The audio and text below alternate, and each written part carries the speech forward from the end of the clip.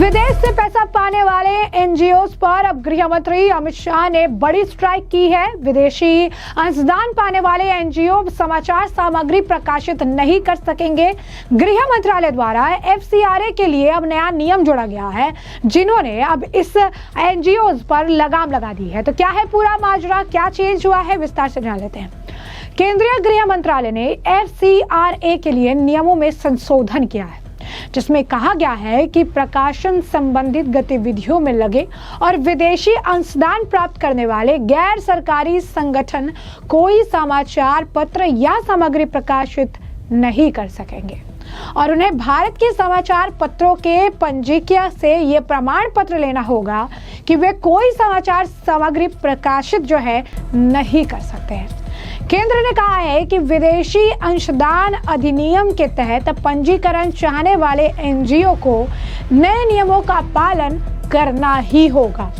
गृह मंत्रालय ने एक अधिसूचना में कहा उसने एफसीआरए के तहत बनाए गए नियमों में संशोधन किया है और अब से विदेशी धन प्राप्त करने की अनुमति मांगने वाले एनजीओ को ये हल्फनामा देना होगा कि वे वित्तीय कार्रवाई कार्य बल यानी FATF के अच्छे आचरण संबंधी दिशा निर्देशों का पालन करेंगे।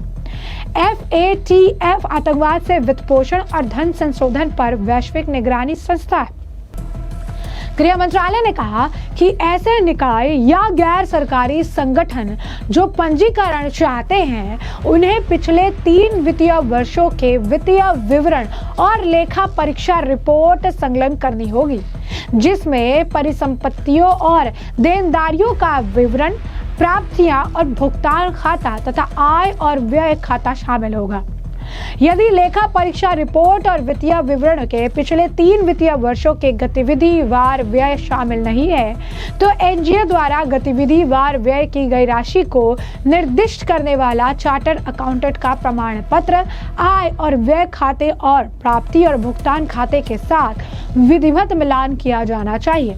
यदि एसोसिएशन या एनजीओ प्रकाशन संबंधित गतिविधियों में शामिल है या यदि प्रकाशन गतिविधियां इसके उद्देश्यों में शामिल है, जैसे कि एसोसिएशन के मेमोरेंडम ऑफ एसोसिएशन या ट्रस्ट डीड में कहा गया, तो एफसीआरए 2010 के अनुपालन के संबंध में मुख्य पदाधिकारी से एक शपथ पत्र अवश्य लिया जाना चाहिए।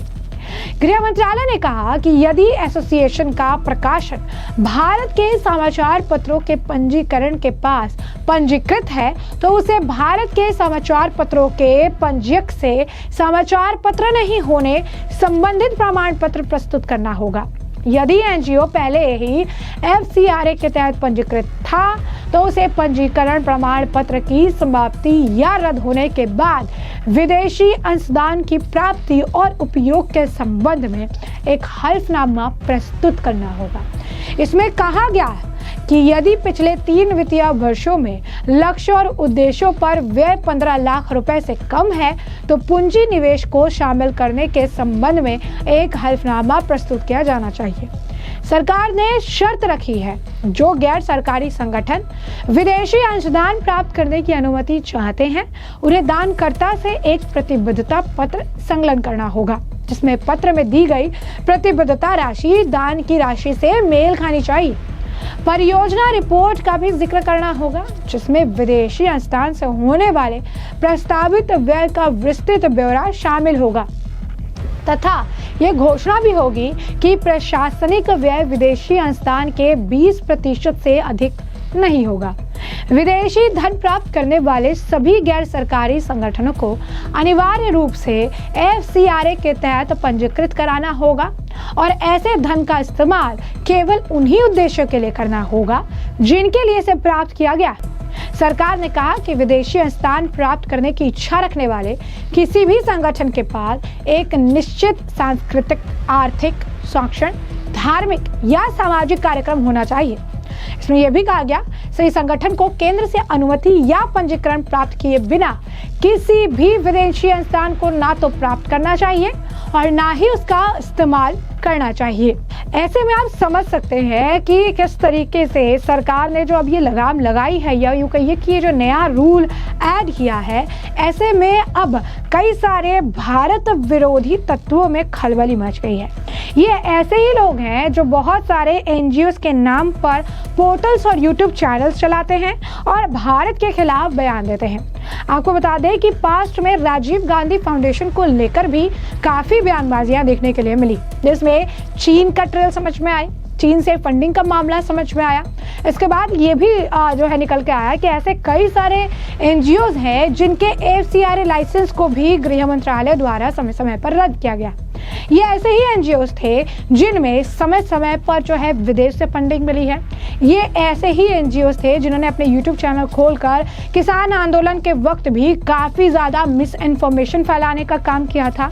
ये ऐसे ही कई सारे यूट्यूब पोर्टल्स थे जो पाकिस्तान का पक्ष रखने के लिए जो है, अगर आप कहेंगे कि एक नरेटिव सेट करने के लिए, एक एजेंडा प्रोपागेंडा चलाने के लिए इसका इस्तेमाल करते थे। और सबसे बड़ी बात जो एक मामला सामने आया था किसान आंदोलन के वक्त में, वो ये भी था कि कैसे कुछ एनजीओ का काम ही ये था कि वो विदेश से फंडिंग लेते थे और भारत के अंदर अस्थिरता फैलाने का काम करते थे। इस फंडिंग का ट्रेल चीन, पाकिस्तान, बांग्लादेश और कई ऐसे देशों से भी निकल कर आया था जिन देशों को या तो भारत में अस्थिरता लानी थी या भारत में कोई सिचुएशन जो है खराब करनी थी, और इन्हीं के जरिए आगे इस फंड को बढ़ाया जाता था। उन अराजक तत्वों को फंड किया जाता था जो कि अंदर आंतरिक कलेश और आप कह सकते हैं सिचुएशन खराब करने का काम करते थे। सरकार ने इसको बहुत लंबे समय से, अगर आप कहेंगे कि काफ़ी लंबा वक्त हो चुका जब इन्होंने इस चीज़ों को, ऐसे एनजीओ को रडार पे रखा, फिर इसके बारे में पता लगाया, और अगर आप देखेंगे तो अब धीरे धीरे जो है इसे लेकर इन सब चीज़ों पर, इस विदेश फंडिंग के जो है इस्तेमाल पर, भारत में अस्थिरता फैलाने को लेकर, अशांति फैलाने को लेकर अब इन सब पर नकेल कसी जा रही है। ऐसे कई सारे यूट्यूब पोर्टल्स हैं, चैनल्स हैं जो कि यहाँ पर ऑपरेट तो करते हैं लेकिन वो एजेंडा और प्रोपागेंडा बाहर के देशों का चलाते हैं। कई सारे यूट्यूब ऐसे भी चैनल्स हैं जिन्हें एनजीओस फंड करते हैं और उन एनजीओस का ट्रेल किसी के जॉर्ज सोरस के कनेक्शन से निकल कर आता है, किसी का पाकिस्तान कनेक्शन से निकल कर आता है, किसी का किसी और कनेक्शन से निकल कर आता है, जिससे ये बात साफ है कि ऐसे भी एनजीओस हैं जो ऑपरेट तो यहाँ करते हैं लेकिन इनका काम, इनकी जो फंडिंग है ये कहीं और से आती है। और आखिर विदेश से इतनी फंडिंग आती है तो ये इतनी फंडिंग इन्हें किस लिए देते हैं, इसका कभी मामला सामने नहीं आया। इतनी फंडिंग का इस्तेमाल किस चीज़ के लिए होता है, इसके लिए भी मामला सामने नहीं आया। अब आपको बता दें कि सोशल मीडिया पर जब इसका जिक्र होने लगा तो कुछ लोगों ने पूरी की पूरी लिस्ट ही निकाल दी और लिस्ट निकाल के इसे एक्स हैंडल पर शेयर भी करने लगे। ऐसे एक व्यक्ति ने लिखा है कि CCPUR has the highest number of FCRA registered NGOs, और यहाँ पर वो बहुत सारे फॉरेन कंट्रीब्यूशंस का जो है इस्तेमाल कर रहे हैं और एंटी नेशनल एक्टिविटीज़ को सपोर्ट कर रहे हैं। और इसके बाद ये भी कहा गया कि इनके लाइसेंस को जल्द से जल्द रद्द करना चाहिए। तो ये रैंडम ट्वीट्स हैं, हम आपको बता रहे हैं जो लोग अब निकाल रहे हैं क्योंकि सरकार ने एक फैसला लिया है।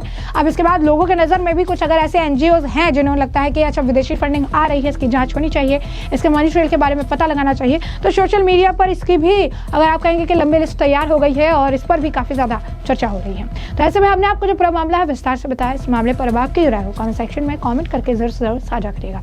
धन्यवाद।